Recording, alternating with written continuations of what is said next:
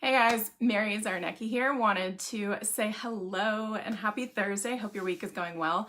Wanted to jump on here today and share with you guys a little epiphany I had and a little story with you today. So if you haven't joined me for one of my lives before, my name is Mary Czarnecki. I am a marketing strategist and business mentor for small business owners and entrepreneurs looking to grow their business and their profits online, basically, so that they can impact more lives and also build a business they're proud of while having more freedom in their lifestyle, right? So why build a business if it's not supporting our goals, right? So today I wanted to share with you a personal story, as well as some essential things that small business owners and entrepreneurs can learn from a titan of industry, a retail legend, Amazon. So first and foremost, my personal story and experience from today is I actually let Amazon do my Whole Foods grocery shopping for me today. It was my first test of Amazon Now, Prime Now, which is Amazon's new, basically, competitor to all of the grocery stores' delivery services, right? So I actually went on to my Amazon account. We have a local Whole Foods. There are a few products that I love getting at Whole Foods that I can't get at like my local grocery store. And so I put them in the cart and 2 hours later, they were delivered to my door. So I didn't have to go do the drive. I didn't have to go and be tempted by all the other things that I usually toss into my cart at Whole Foods, right?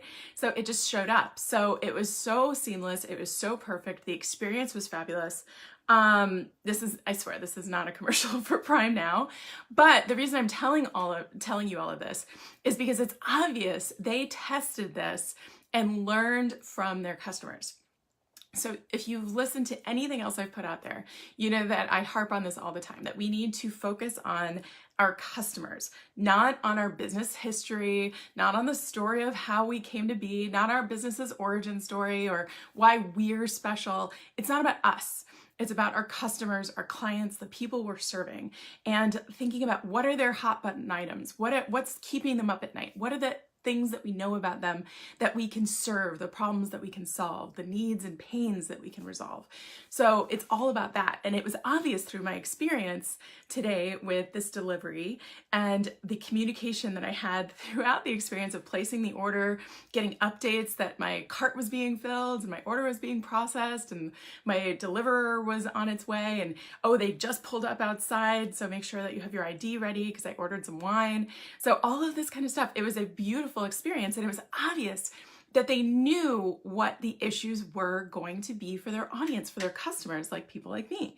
So I just wanted to break it down for you and give you 3 great lessons from my experience today, as well as other things I know about Amazon, for you as an entrepreneur and small business owner that you can take and use in your own business. So first and foremost, it's about this knowing your customers. They know their customers on almost a creepy level, right? So you know, if you've ever shopped on Amazon, that you make a purchase or you do some surfing on Amazon and you're immediately going to start to get recommendations, right? So recommended items, or hey, you put this in your cart, you might want this other thing based on what you were searching for, what other people who put that or bought that might like, right? So their recommendation engine is something that obviously they've invested a lot in. But hey, Alicia, how are you? So they obviously have invested in that recommendation engine, but it's something that even if you're a solopreneur, even if you're an entrepreneur working with a small team, even if you're a small business owner, you can still dive deep into what you know about your current and past clients and your ideal target audience to figure out what is it that drives them? What kind of things do they like? Where are they consuming information? What are their hot button topics, right? What's keeping them up at night? So the more you understand about your customer, your client, your audience, the more you understand about their preferences, what have they bought from you? Where have they engaged with you? Are they opening your emails? Are they responding to your Facebook messages? All of these different things, getting this kind of full picture of your audience instead of just painting it all with a broad brush and saying, yeah, I send out, an email and I have a 30% open rate or whatever.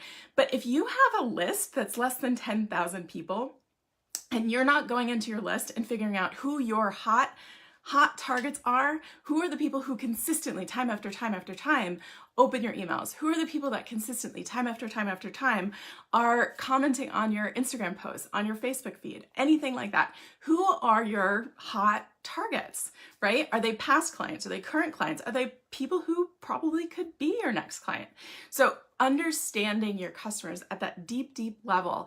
Don't think just because you're not Amazon and you don't have Amazon's research budget that you can't get out there and start to get to know your audience on a deep level, understanding their preferences, how they talk about their pains, all of those different things.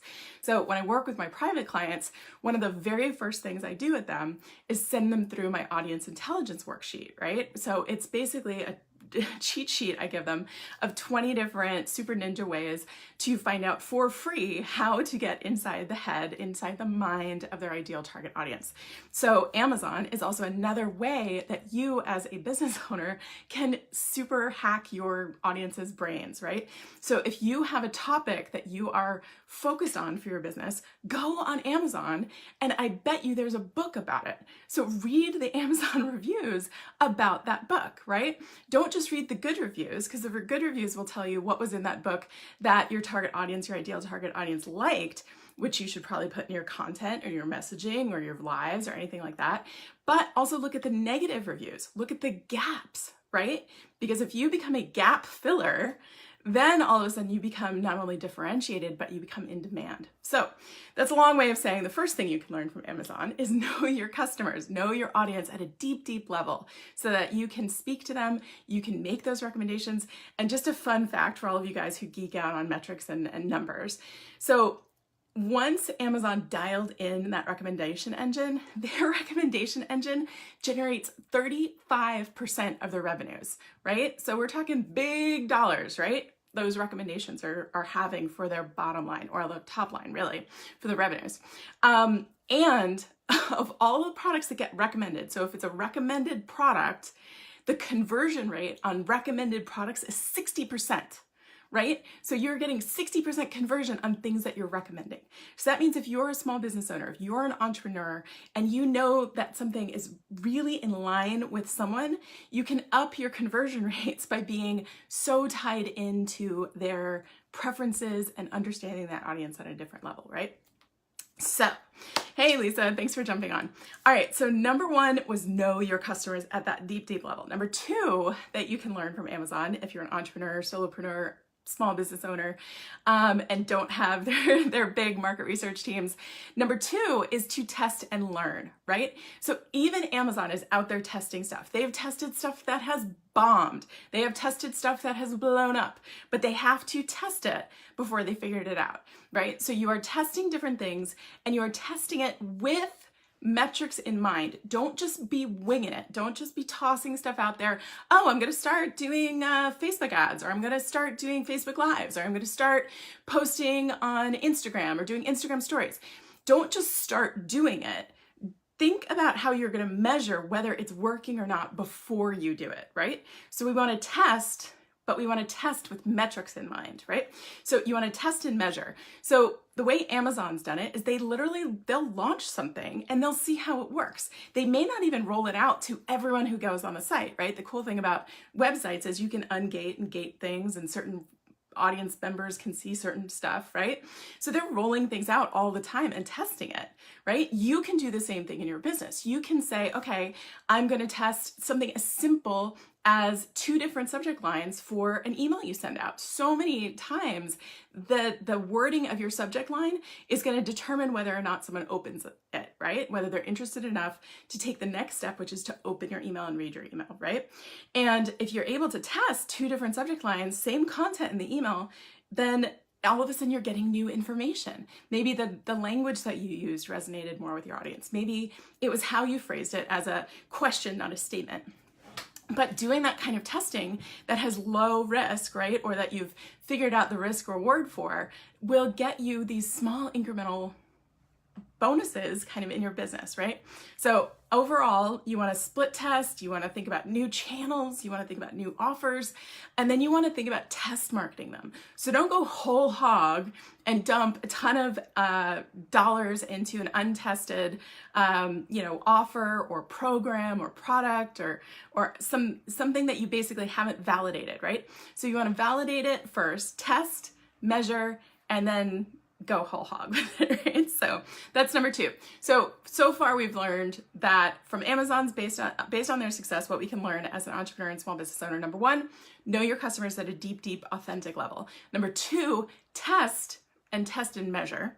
And last but not least is going to be look at how you can incorporate in your business model recurring revenue and looking at the lifetime value of your customers, clients, and your audience members. So now, not all of us are primed or are excited about having subscriptions or membership models. So a membership model as an entrepreneur, small business owner takes a lot of work, right? Because if someone's part of a membership model, you need to be delivering consistently every month. Maybe you need to be adding new information, new content. Subscription box model is one of the ones that, I think about top of mind. You need to have a lot of delivery there's a lot of fulfillment that goes into that monthly delivery. However, even if you're not going to pursue that model, you can still think about how can you keep your current customers, or how can you re-engage past clients and customers. So basically you're looking at the overall lifetime value. So don't just think about it as like, okay, what's my quick win value with this customer or this client? So what's the first, exchange of monetary value that you're getting from them? But think about over the life cycle. Okay, I'm now going to work with them on this program. When they finish this program with me, they're going to have this result, right? Hopefully. What are they going to need next? So how can you think about your business strategically so that you're increasing the overall lifetime value of your customers and also serving them, right? Because it's a value exchange. We want to think, okay, yes, how can we continue the relationship? How can we make the relationship last longer, provide more income and profits to your business, but also provide more value to your customers? Because if you solve their problem, from point A to point B, and now all of a sudden you don't have something to serve them from point B to point Z, they're going to go to someone else. Now, that's a strategic decision you need to make in your business, is what offers you're going to put out there. But think about how you can extend that relationship and extend that kind of overall lifetime value of your customers.